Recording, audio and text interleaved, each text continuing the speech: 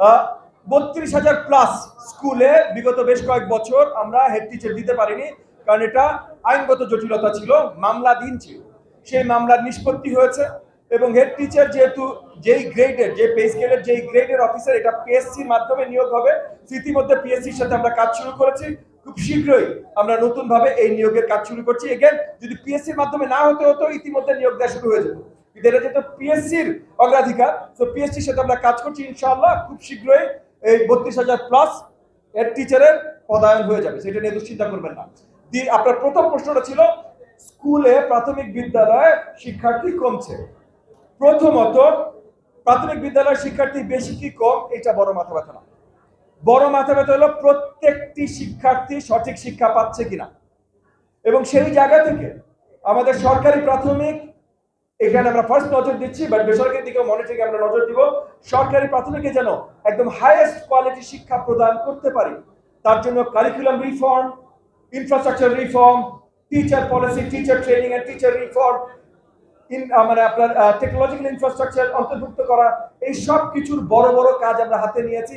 সেগুলো নিয়ে কিন্তু আজকেও এই যে আপনাদের রাজশাহী ডিভিশনের সকল কর্মকর্তাদের সাথে দিনব্যাপী ওয়ার্কশপ ছিল। সো এগুলো সব হচ্ছে ইনশাআল্লাহ আগামী দিনে খুব শীঘ্রই আপনারা দেখবেন যে প্রাথমিক শিক্ষা জিপিএস এর, মানে সরকারি প্রাথমিক বিদ্যালয়গুলোর শিক্ষার মান বিশালভাবে উন্নয়ন হয়েছে।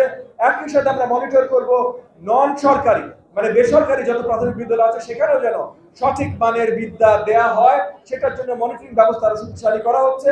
এরপর যদি কোনো জায়গায় মানে কোনো জায়গায় শিক্ষার্থীর একদম কমতি থাকে, কারণ আরেকটা জিনিস মনে রেখেন, বাংলাদেশে এখন জনসংখ্যার আসলে কমতির দিকে, ডেমোগ্রাফিক ডিভিডেন্ড এখন আমরা হাইয়েস্ট লেভেলে আছি, বার্থ রেট অনেক আগেই কমা শুরু করেছে। সো আগামী দিনে সব জায়গায় সেম লেভেলের ডিমান্ড থাকবে তা না। আর সরকারের দায়িত্ব না ভাই স্কুল খোলা, স্কুলের ব্যবসা চালানো। সরকারের দায়িত্ব ইনশিওর করা প্রত্যেকটি শিশু স্কুলে যেতে পারছে, প্রত্যেকটি শিশু সঠিক শিক্ষা পাচ্ছে। তো ওইটা যেভাবে ইনশিওর করা দরকার সবকিছু আমরা করছি। এবং শিক্ষায় বিদ্যালয় যেন আসে, কেউ যেন ঝরে না পড়ে, তার জন্য অনেক নতুন প্রজেক্ট এবং পদক্ষেপ নেওয়া হচ্ছে। স্কুল ফিডিং প্রোগ্রাম বা মিড ডে মিল, আমরা ফ্রি ইউনিফর্ম দিব, জুতো, ব্যাগ, এগুলো সবের তৈরি চলছে।